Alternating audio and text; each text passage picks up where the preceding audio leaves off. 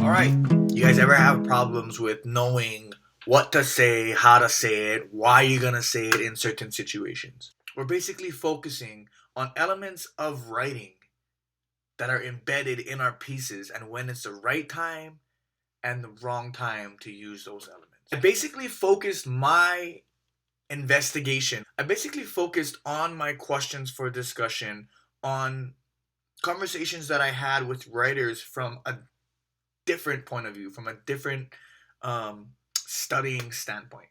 One guy's an engineering major, and the other guy is a business major. Now, I just basically asked them, and I said, "Hey, what elements of writing, what types of writing, what things that you put in writing are you not sure about in certain situations? What do you not know what to say and when to say it?"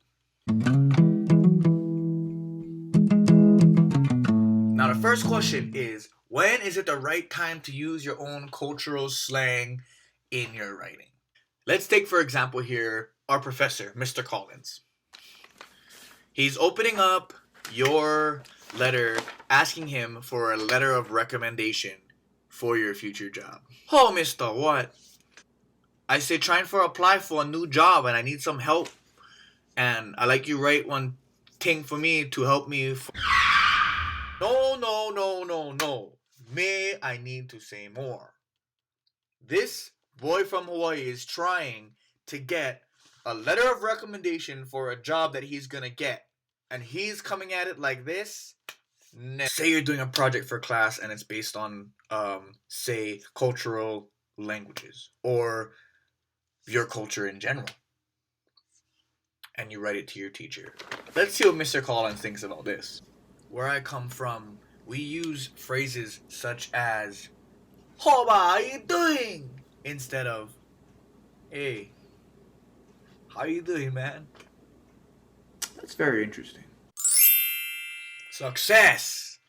Looks to me like Mr. C over here is very interested in what's going on in your paper. Awesome job.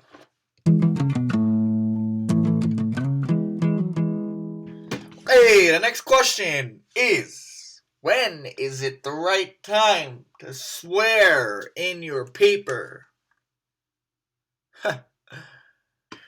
Okay, say you are writing a paper about the Basque culture and it focuses on different elements of that culture and how they affect you. Let's take a look what you said to Mr. C. The Basque culture gives no about what any other culture thinks about them, which makes me feel like giving no. This is unacceptable. This is unacceptable. This is Oops! You did it again. But it's okay, this is all a learning experience. When dealing with bad or cuss words, I've always thought the best time to use it is when you're quoting somebody, or you're in dialogue, or you're so caught up in the moment that it just sounds so right.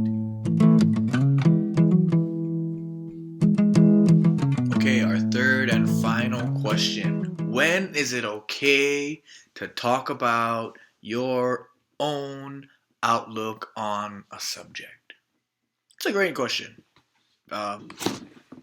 It's true, there are some elements of writing where it's okay to have your own personal opinion and it's okay to explain and expand on your own experiences or your own outlook. But there are also some genres where your own personal opinion should not completely consume the piece.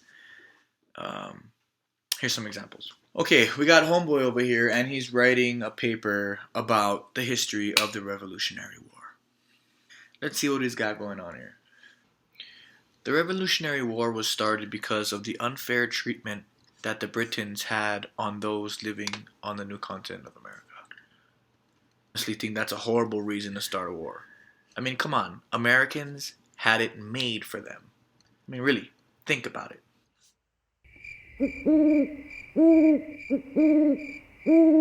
Alright, homeboy, let's take a breather. We're not trying to contradict any kind of history that went down. I don't think anybody cares about how you think history went down. So let's rethink that and try to imply your own reaction to the Revolutionary War that fits with history rather than contradicts it, shall we? Because of the Revolutionary War and America becoming one nation, I have been blessed and gifted with different opportunities that I could not see myself living with up to this point in my life. Winner, winner, chicken McDinner. It's important to always remember that context is always based on the situation in which you're writing. You have to take time to understand where you are, who you're talking to, what's going on.